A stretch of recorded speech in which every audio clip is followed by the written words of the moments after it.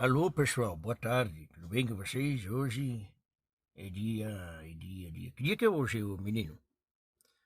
Hoje, professor, hoje é dia 11 de fevereiro de 2023. Muito bom.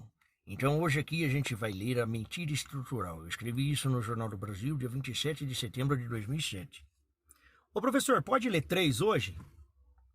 Eu cheguei a ler 3, eu gosto de ler bastante. Eu sei que fica sempre falando que tem que ler só um pouquinho. Não, professor. Tudo bem, vai. Vamos ler 3 hoje. 3 capítulos. Pode ser? Três escritos do senhor? Pode ser. Isso é que eu vou começar, tá bom? Deixa eu começar aqui que eu quero falar sobre a mentira estrutural. Isso aí, não, novamente, pessoal, eu escrevi isso aqui, ó, no Jornal do Brasil, dia 27 de setembro de 2007, tá? Então, se vocês quiserem procurar, vocês fiquem à vontade que é pra estar lá. Se aqueles porra não me tirou os arquivos de lá, ok? Vamos lá, então. Quando eu falo em mentalidade revolucionária, não me refiro só aos revolucionários ex-professo, mas a uma certa estrutura de percepção que pode estar presente em indivíduos alheios à atividade política. Um dos seus traços característicos, gente, é o pseudoprofetismo.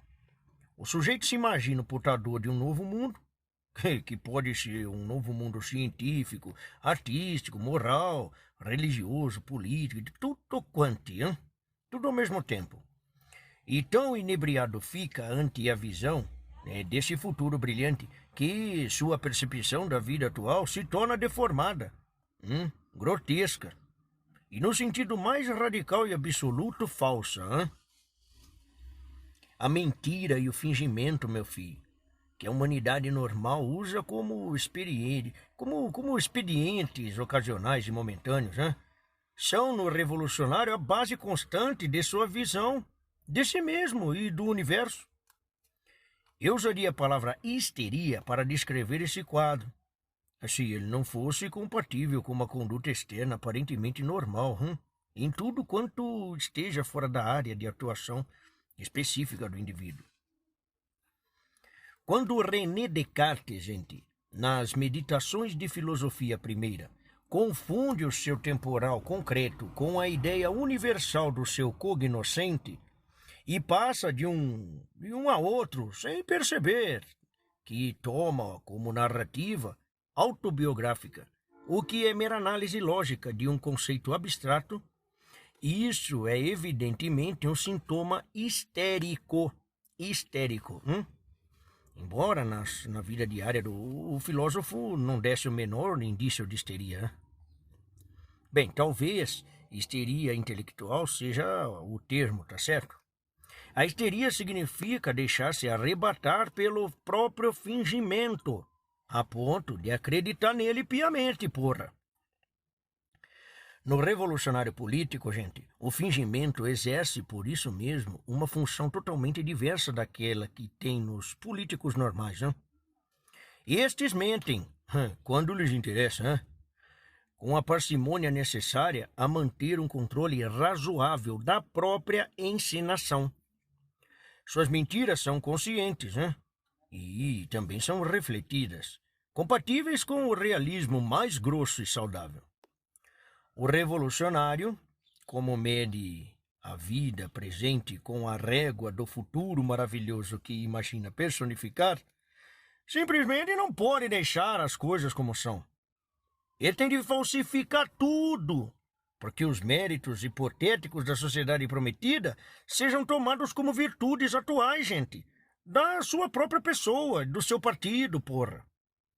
A mentira do político comum, gente, é instrumental e pontual, porra. A do revolucionário é estrutural, permanente e expansiva, tá certo? Entenderam? Não podendo dosar conscientemente a mentira e a verdade, ele tem de destruir no público mesmo, a capacidade de fazer essa distinção. Daí a revolução cultural, o desmantelamento sistemático da inteligência popular. Compreender? Bem, pessoal, quando o senhor Luiz Inácio, vocês sabem quem é, posa de nacionalista durão ao proclamar que a Amazônia tem dono e poucas horas depois abre o território amazônico à cobiça internacional, como quem anuncia um loteamento. O contraste é tão ostensivo, gente, tão obviamente escandaloso, porra, que a hipótese do fingimento instrumental tem de ser afastada, in limine. O senhor Luiz Inácio não é idiota a ponto de pensar que pode enganar alguém com uma mentira tão patente, né? Mas ele é louco bastante para deixar-se enganar, e ele mesmo por ela. Acreditando que o entreguismo, se praticado por um representante autorizado do futuro beatífico, se torna instantaneamente uma espécie de amor à pátria, porra. Transfigurada pelo pseudo-profetismo, a contradição vira identidade. E Oni soit que mal e pense, hein? Muito bem, pessoal. Longe de camuflar o abismo entre suas palavras e seus atos, o revolucionário o exibe com uma candura estupefaciente, hein? Que desarma o espectador.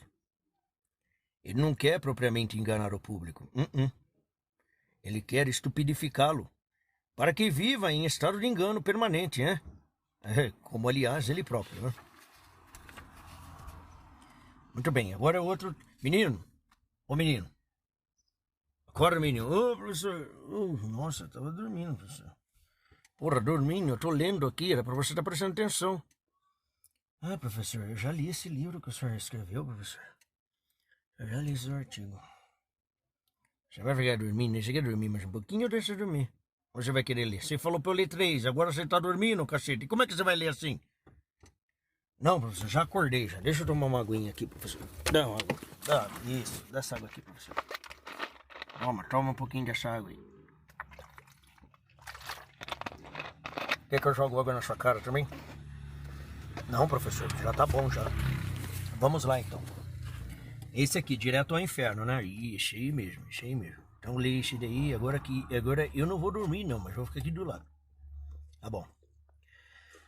Direto do Inferno. Jornal da Tarde, 13 de abril de 2000. O clamor obsessivo dos intelectuais, dos políticos e da mídia pela supressão das desigualdades e por uma sociedade mais justa pode não produzir, mesmo no longo prazo, nenhum desses dois resultados ou qualquer coisa que se pareça com eles. Mas, de imediato, produz ao menos um resultado infalível. Faz as pessoas acreditarem que o predomínio da justiça e do bem depende da sociedade, do Estado, das leis, e não delas próprias. Quantos mais nos indignamos com a sociedade injusta, mais os nossos pecados pessoais parecem se dissolver na geral iniquidade e perder toda a importância própria. Que é uma mentira isolada, uma traição casual, uma deslealdade singular no quadro de universal safadeza que os jornais nos descrevem e a cólera dos demagogos verbera em palavra de fogo do alto dos palanques? É uma gota d'água no oceano, um grão de areia no deserto, uma partícula errante entre as galáxias, um infinitesimal ante o infinito. Ninguém vai ver.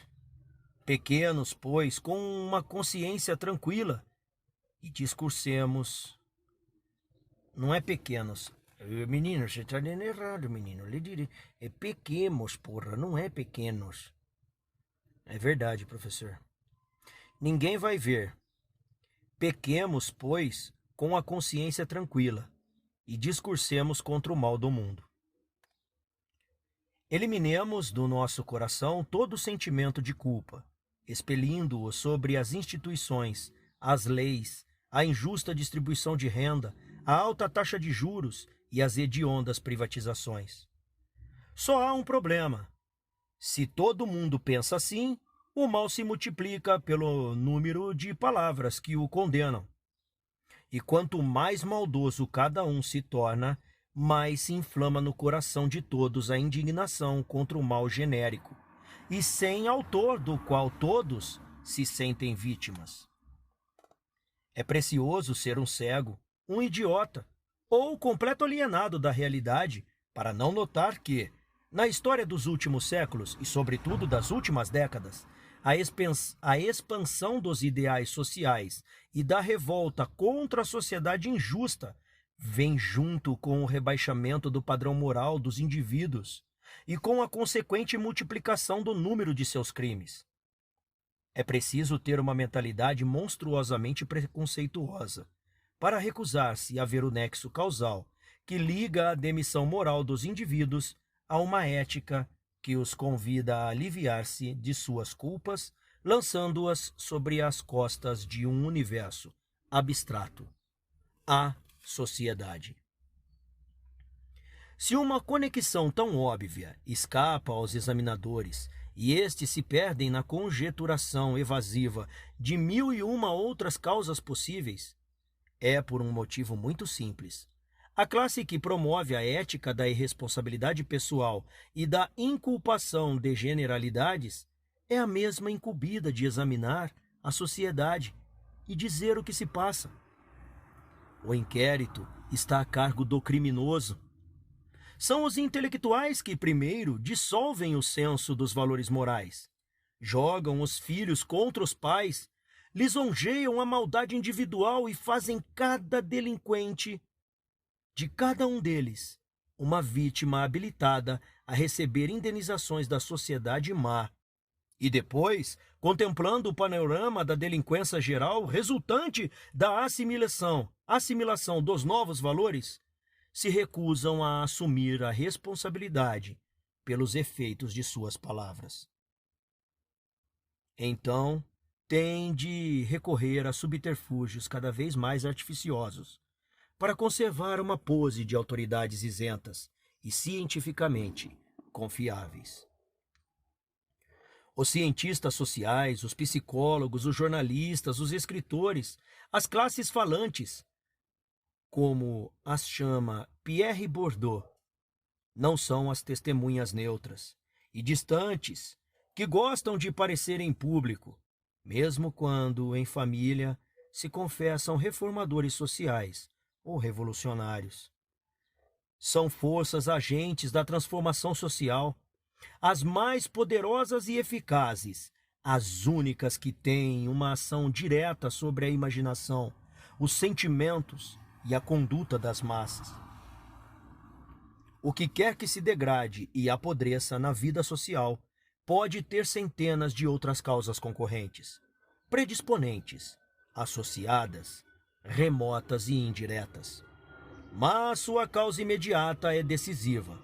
É a influência avassaladora e onipresente das classes falantes. Debilitar a consciência moral dos indivíduos a pretexto de reformar a sociedade é tornar-se autor intelectual de todos os crimes. E depois, com redobrado cinismo, apagar todas as pistas. A culpa dos intelectuais ativistas na degradação da vida social, na desumanização das relações pessoais, na produção da criminalidade desenfreada, é, no seu efeito conjunto, ilimitada e incalculável. É talvez por eles terem se sujado tanto que suas palavras de acusação contra a sociedade têm aquela ressonância profunda e atemorizante que ante a plateia ingênua lhes confere uma aparência de credibilidade. Ninguém fala com mais força e propriedade contra o pecador do que o demônio que o induziu ao pecado. O discurso dos intelectuais ativistas contra a sociedade vem direto do último círculo do inferno. Terminei, professor. Muito bom.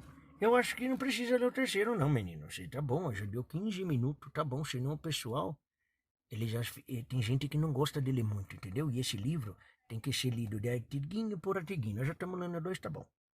Bom, tá bom então, professor. A gente lê o próximo depois. Então tá bom. Então agora que eu quero tomar aquela aguinha lá, me dá aquela aguinha lá também que eu também quero. Isso, essa água. Isso. Pode falar tchau pro pessoal, hein? Valeu, pessoal. Até a próxima leitura. Fique com Deus. Tchau, pessoal. Até a próxima também, tá bom? Deixa eu terminar de tomar minha água aqui.